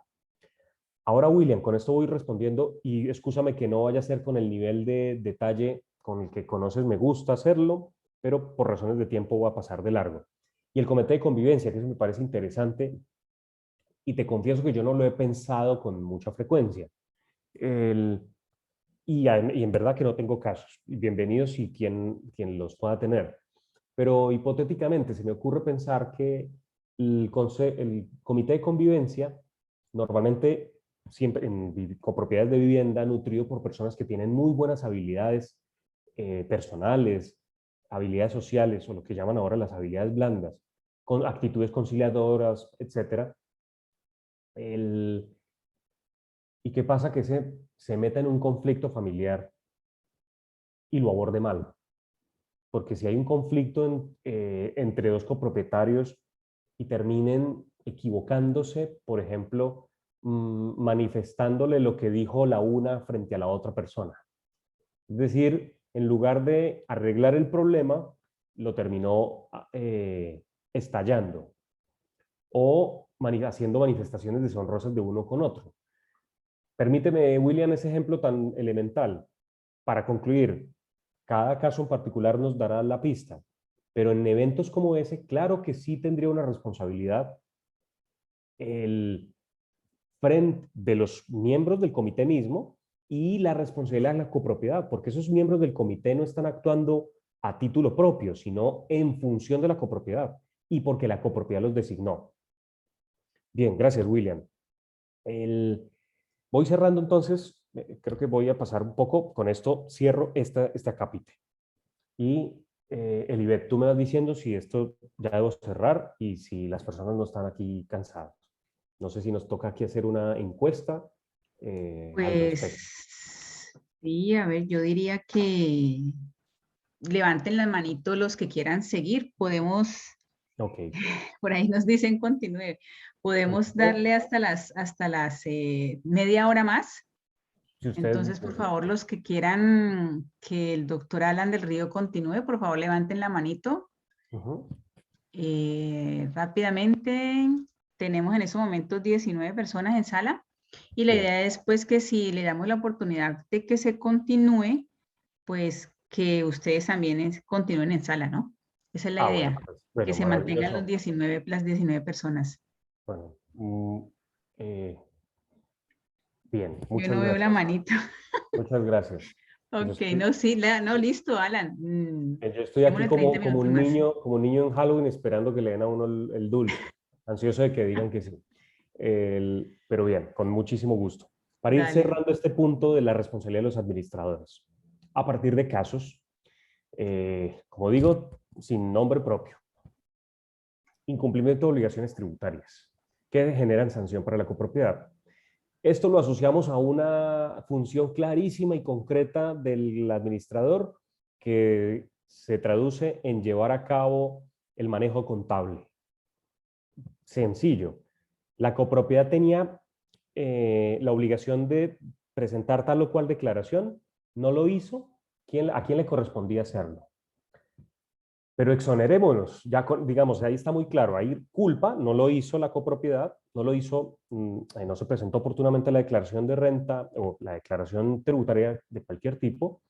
Segundo, la sola falta de declaración no es suficiente. Hay un acto reprochable, pero hay que esperar que nos sancionen, Sandra. Si no nos sancionan, no hay responsabilidad porque todavía no hay daño. Pero digamos que habrá que pagar declarar oportunamente y pagar un sobrecosto, una sanción. Ok, cuando se pague la sanción se concreta el daño y ahora sí hay responsabilidad. Pero venga, exonerémonos, porque recuerden, culpa, daño y nexo causal. El administrador no pagó los tributos oportunamente. Bien. 2. Se generó una sanción para la copropiedad. 3. La falta del pago obedece, la sanción obedece a la falta de pago y esa falta de pago implica que el administrador tenía los recursos o no los tenía. Como el perjudicado aquí es la copropiedad por una actuación del administrador, pues, ¿y qué hacemos si los copropietarios no han pagado las cuotas y no teníamos los suficientes recursos? Ustedes podrán hilar un poquito más delgado, no, pero en todo caso tenía que provisionarlos, encargarse de, etcétera. Pero permítanme dejar el ejemplo en términos muy superficiales para identificar que ya hilando delgado podríamos decir, si tenía de recursos para pagar los tributos y no lo hizo, la sanción es un perjuicio para la copropiedad atribuible al administrador. Pero si por el contrario se generaron los tributos y no tenía los recursos para hacerlo, pues hay daño, hay un acto, hay un incumplimiento de función, pero ese incumplimiento de función está, digámoslo, exonerado. Es decir, en realidad no hay una causalidad. Lo que, insisto, cada caso particular nos daría una pista, pero lo importante es esa identificación de los elementos. Por supuesto que todo este tipo de casos donde a un administrador le están reprochando o a la misma copropiedad algún acto de responsabilidad, pues necesita una asesoría de un experto. Por supuesto que sí. Y normalmente especialista en responsabilidad civil y ojalá también en seguros, que no necesariamente ese es el abogado especialista en propiedad horizontal, porque yo les digo, yo no soy especialista en propiedad horizontal. Luego, entonces, algunas problemáticas muy propias y del curso normal de las cosas en la copropiedad, incluso en su estructuración y demás, yo no soy el abogado. Solo para decir, esto debe ser analizado desde la especialidad. Sigamos con otros. Se elige al administrador inidóneo, que pasa sobre todo en copropiedades pequeñas. Pues el consejo de administración pues nombra al que a veces tiene a ratos, ratos libres para poder administrar algo, que es de las cosas más complicadas. Y se genera una desorganización administrativa. Comprometiendo varias partidas presupuestarias solo para recibir la empresa de vigilancia. Espérate que me hacen unas preguntas contables que pronto no tengo la suficiente conocimiento para responderte con exactitud, Yasmín. El administrador realiza un contrato con la empresa de vigilancia por 3 años, comprometiendo las partidas presupuestales hasta, listo, futuras, solo para recibir de la empresa la vigilancia una nota de crédito por 12 millones. Eso último realmente no te lo comprendí. Por favor, si lo ilustras un poquito más para identificar en qué consistiría el daño, sobre todo para la copropiedad. Si lo vas escribiendo, yo voy pasando. Entonces, elige mal al administrador y eso genera una desorganización administrativa. ¿Quién lo eligió mal? El Consejo de Administración. Estos son responsables causantes de no iniciar las acciones judiciales para interrumpir los términos de prescripción. El ejemplo del abogado. No me voy a tener en eso, pero les puedo decir, ¿y qué pasa si no consiguen el abogado? El administrador es un todero. La ley le obliga a hacerlo todo. Perdón, me detengo solo para mencionar esa función. Miren esto. Cobrar y recaudar directamente o a través de apoderados las cuotas extraordinarias. ¿Y qué pasa si no consigue el abogado? Y ya está a punto de vencerse los términos de prescripción, de consumarse la prescripción, de vencerse los términos para demandar, pero no tengo abogado. Si el caso o el valor de las cuotas es de aquellos que es de mínima cuantía, es decir, de 40 salarios mínimos hacia abajo, la ley no exige que se inicie el juicio a través de un abogado. Puede hacerlo una persona sin ser abogado. ¿Saben qué significa? En mi ejemplo, si el administrador no consigue el abogado, ya se le van a vencer los tiempos, le toca iniciar la demanda él mismo. O sea, le tocó convertirse en abogado, porque la ley le permite actuar a través de manera directa. Entonces, no presentarlos oportunamente, vuelvo a mi ejemplo, podría generarle perjuicios a la copropiedad y estos ser atribuidos al administrador.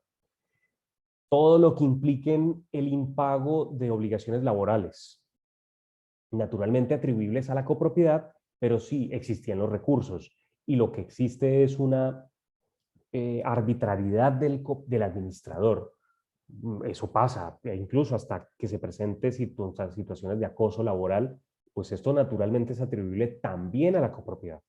Una indemnización por despido injusto, el pago de sanciones, el pago de intereses moratorios, etcétera, etcétera, son perjuicios que sufre la copropiedad porque tiene que pagarle a su trabajador y que naturalmente deberían ser imputables al administrador.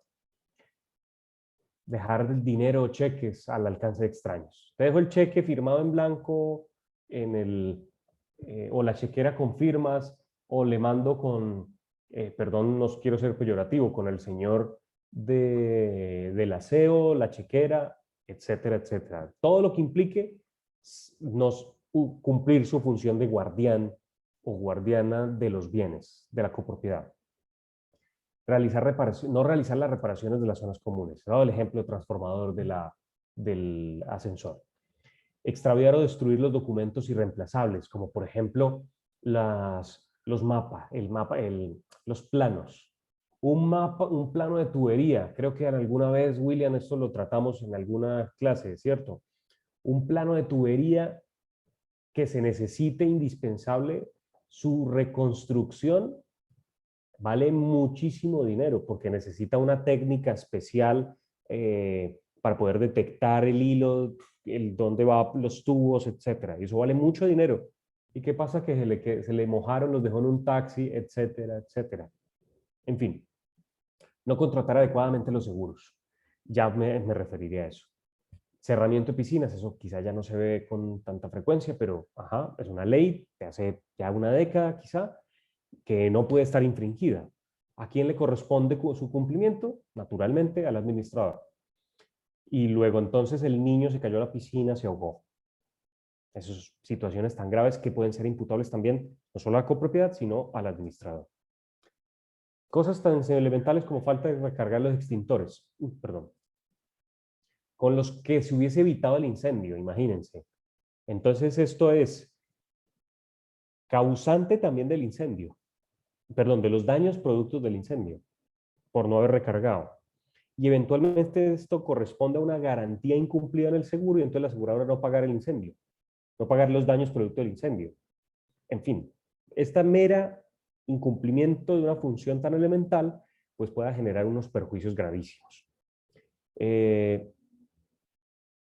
Ya lo he Alan, mencionado. perdón, Alan, que te interrumpa. ¿Te parece si le damos la oportunidad a Yasmín para que contextualice Claro, la pregunta? claro, en ese caso permíteme, por favor, termino solo con este par de casos Ok. y lo cierro, aunque bueno, Yasmín ya, no, es Esteban quien ha mencionado esto. Incumplimiento excusable de los contratos. Arbitrariamente decir no le pago si usted no me hace tal o cual cosa. Termina condenada la copropiedad al pago de perjuicios o intereses moratorios atribuibles a esa conducta. Aquí lo hago extensivo también al hecho de que se le pueda imputar esa responsabilidad al Consejo de Administración. En general, incumplir normas de vigilancia y seguridad. ¿Y qué pasa si la copropiedad termina siendo sancionada por esa infracción? Por la infracción que comete la empresa de vigilancia. Pues el administrador que pudo evitar que la empresa de vigilancia incumpliera tales o cuales normas normas de su actividad,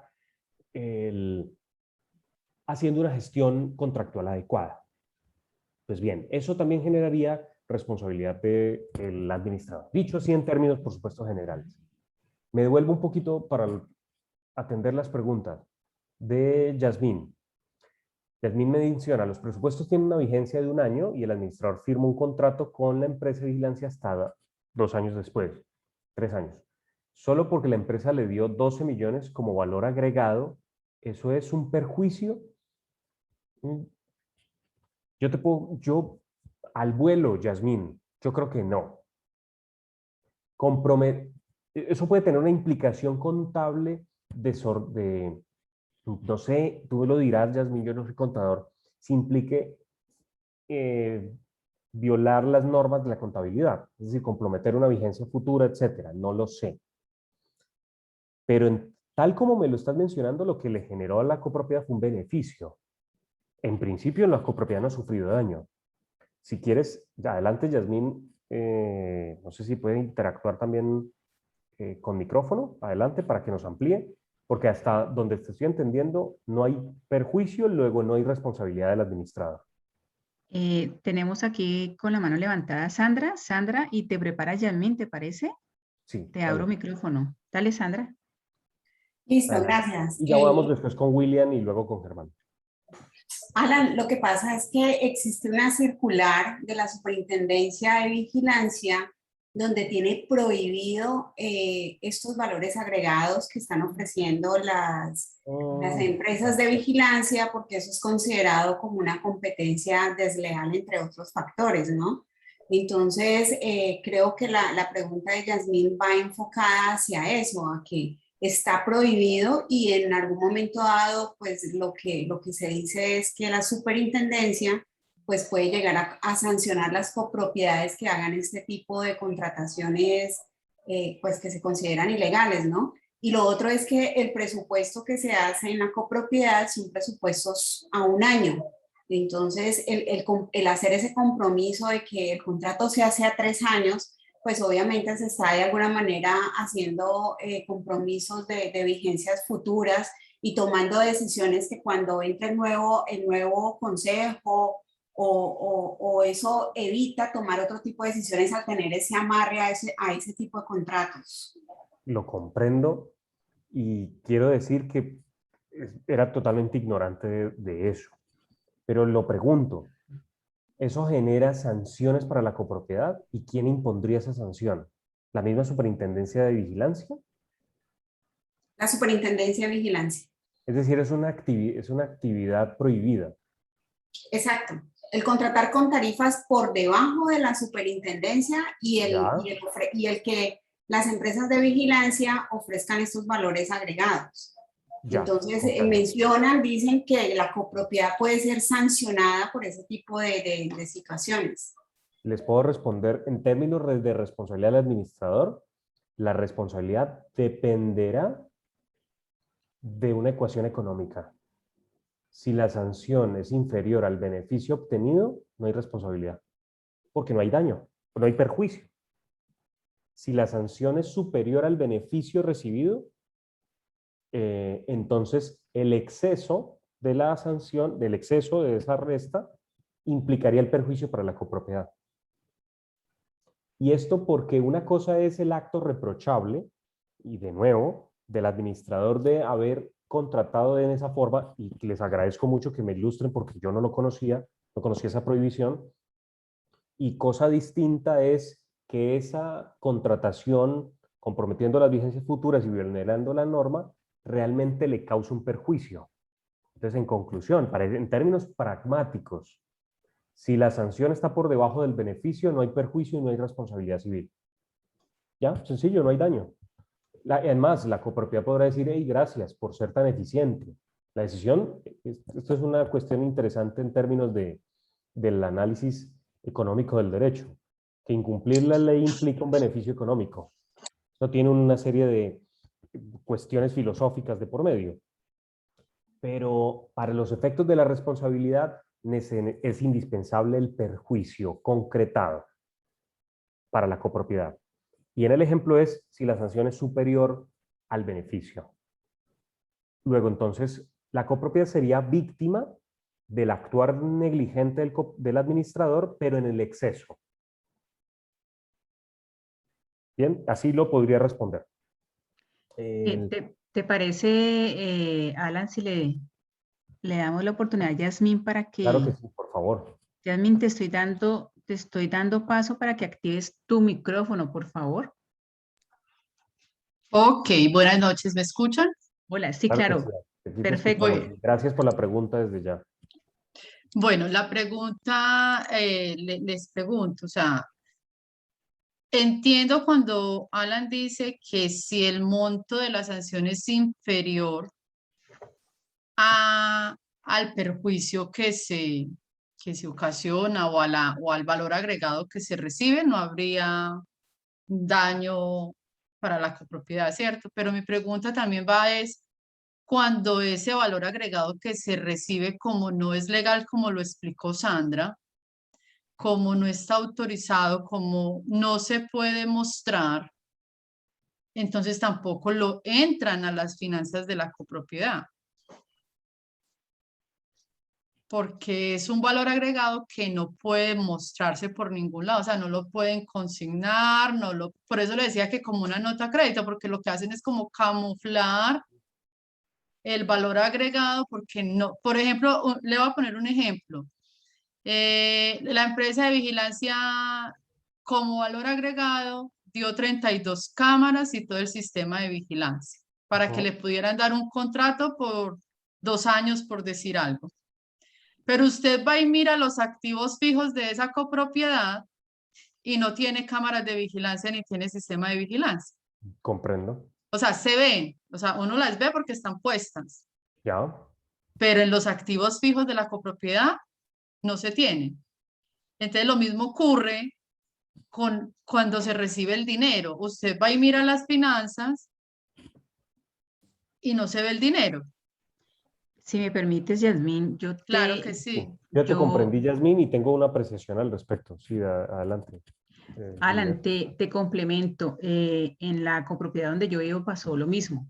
Una empresa de seguridad a nivel nacional, pues, de buen nombre, también nos dio esos valores agregados y lo que hicieron fue cruzar las facturas. O sea, enviaron el cobro de la factura del mes, por decirte algo, el mes de octubre, ¿sí?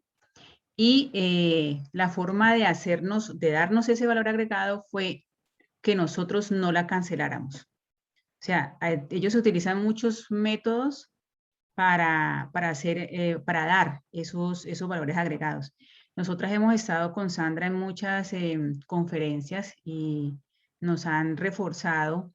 Inclusive aprovecho para decir que estamos en el comité uy, Sandra, ¿me ayudas? En el comité del Comité Técnico de la Contaduría técnico Pública. de la Contaduría Pública, gracias. Y allí también se habló sobre ese tema y se dijo que los valores agregados estaban, pues, no era lo mejor para la copropiedad y que eso sería parte, pues, digámoslo, si lo podemos decir así, corrupción, se podría llamar. ¿Sí? Pero eso es la forma en cómo están en estos momentos trabajando. Y pues lo ideal es que no se acepten esos valores agregados. Bueno, en verdad que les agradezco mucho. Siempre que yo intervengo en estas temáticas, me anoto casos y este para mí es nuevo. Así que yo quisiera insistir desde el punto de vista de la responsabilidad en la cual hay un victimario y una víctima. Así los nombres parecieran un poco trágicos o rimbombantes, pero así lo es. La copropiedad es la que sufre una afectación económica al ser sancionada, porque la sanción no se le imponen al administrador, la sanción estatal, sino a la copropiedad. Bien. Y hay una actuación del administrador negligente que infringe la ley, o sea, es decir, está clarísimo que infringió la ley. Está bien. Pero en realidad sufre o no sufre una mengua patrimonial, al margen de si la actuación del administrador implica que se alteren las circunstancias contables, se viole la ley en general. ¿La copropiedad sufrió mengua o no? Si la respuesta es no, insisto, porque la sanción es inferior al valor del beneficio, porque finalmente, aunque no se registren en los activos, de hecho los tenga, Yasmín, y aquí estaba pensando yo en eso, claro, el no registrar en los activos es una equivocación del mismo administrador, porque estaría evitando la posibilidad de probar que la copropiedad sí recibió un beneficio. Ah, perdón, ilegal, sí, pues por eso es que te la están sancionando. Es así, sí. Pero aquí entre nos, allá ahora sí a puerta cerrada, la copropiedad no tendría por qué recibir el beneficio de facto, de hecho, tener las cámaras aunque no las registre contablemente, y cobrarle toda la sanción al administrador. Luego, entonces, ¿qué él puede decir en términos preventivos? Y de esto se trata, ese es el sentido de esta intervención mía, es que, bueno, primero el llamado, pues que no se infringe la ley, ¿cierto? Pero en todo caso, si se hace con ese nivel de pragmatismo, entonces que se deje evidencia documental acerca del beneficio económico que está recibiendo la copropiedad. Que se pueda registrar, documento privado, lo que sea, pero que quede evidente que sí recibió un beneficio. Porque al final, si es que resulta sancionada la copropiedad, puede hacer ese ejercicio de descuento o verificación entre la sanción y el beneficio económico recibido. Insisto, porque en términos de responsabilidad civil, que es la relación directa entre la copropiedad y el administrador, si el beneficio es superior a la sanción, no hay responsabilidad civil. Puede haber un reproche, pero la copropiedad no es víctima. Por el contrario, circunstancialmente terminó beneficiada. Lo que pasa es que intuyo, y esto es pura, insisto, pura intuición, en verdad no conozco, que las sanciones tendrían que ser normalmente más altas que el beneficio. Es muy probable. Y entonces ahora sí habría responsabilidad del administrador. Pero bueno, espero por lo menos dar ese criterio y esa recomendación, documentar el beneficio. Alan, adelante. tenemos tres personas que están levantando la mano. Bien, Nos quedan 5 minutos. sí. Y me parece Eh, bien que y te parece bien que demos un corte en este sí, momento cuando al responder todas las preguntas y pues si tienen a bien, bienvenidos para en otra sesión abordar las particularidades de, del seguro, empezando por el seguro de responsabilidad civil, que cubre específicamente estas cuestiones. sí, totalmente de acuerdo, porque yo sé que este tema es muy interesante y sé que las tres personas que están con la mano levantada nos van a aportar muchísimo al respecto, pero desafortunadamente el tiempo ya se nos agota, de verdad no tenemos la posibilidad, más bien los invito, el doctor Alan del Río está a disposición, ¿cierto, Alan? Por supuesto que Eh, sí. ok, entonces los invitamos más bien a una tercera parte donde podemos empezar con este tema, ¿cierto? Con esta situación y vamos adelantando, Claro que sí. Alan. Entonces, vamos a cerrar hoy lo que implica la responsabilidad contractual, ya lo hicimos, y ahora cerrar este punto contestando además las preguntas que son lo más valioso incluso para mí mismo. Listo. Bien, entonces, Yasmín nos contestará. Bien, gracias, Rocío. Muchas gracias. A ver, Yasmín, quedó respondida la pregunta. Por favor, confírmanos que sí. Al margen incluso un poco que eso pueda generar algún debate, una visión distinta. Pero por lo menos ya doy mi concepto jurídico respecto desde la responsabilidad civil. Bien, gracias a ti por la pregunta, en verdad que me resulta muy ilustrativa. El William había mencionado, gracias Ángela y bienvenida tú. William había mencionado una pregunta, es esta. ¿Existe en el mercado un tipo de seguro de responsabilidad donde sea el asegurador sea la propiedad horizontal, el tomador sea el administrador para que la propiedad queda como asegurada para toda eventualidad del acto? Bueno, ya sé a qué te refieres, William, y entonces permíteme, por favor, dejarlo en suspenso para responder cuando estemos viendo el seguro de responsabilidad civil, incluso con mucha más amplitud, que en verdad le tenemos que confesar, aquí mientras conversábamos y le digo yo en privado en chat, mencionando que en verdad por la extensión del tema, ameritaría que nos encontráramos y no abordar las temáticas del seguro tan apresuradamente. Entonces, William, prometido por favor que abordaré eso de manera muy detallada. Y gracias por preguntarlo. El Germán, en un conjunto residencial hace 5 años se presentó en la oficina del administrador un robo de unos cheques en blanco, pero estaban firmados por el tesorero del Consejo de Administración. Los cheques los cobraron por ventanilla del banco. Mi pregunta, ¿por cuánto tiempo tiene la copropiedad para colocar una denuncia civil o penal que ha llegado el caso contra la administración del tesorero? William Mercorchas, porque no sé exactamente los términos de prescripción de la acción penal. Y aquí depende, es decir, vas a iniciar una acción penal contra quien firmó, primero si efectivamente firmó, es decir, ahí hubo un delito, si hubo abuso de confianza o hubo un hurto, esto depende, lo dirá el penalista, de eso depende si, y además la cuantía del valor del cheque, el valor del cheque, determinan los plazos. Para responderte en términos muy generales, excusándome que mi desconocimiento específico en derecho penal no te dé la respuesta concreta, pero si la cuantía del cheque es baja, permíteme decírtelo así y no darte cifras, me excuso por eso.